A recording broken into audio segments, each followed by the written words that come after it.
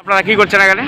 এখানে vehicle checking করছি, মাস্কেরও fine করছি, যাদের মাস্ক নাই তাদেরকে মাস্ক ফাইন করছি, যাদের ভেহিকেল কাগজপত্র ফল্ট আছে তাদের জরিমানা করছি। জরিমানা যদি না দিতে পারে অপারগ হয় তাহলে তাদের কেস ফাইল করা হচ্ছে।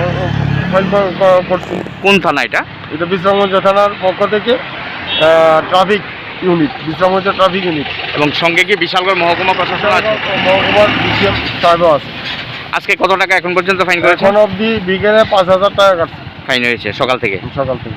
আপনার নামটা sir? ASI Ratan Kumar Goswami, Bishramganj traffic unit.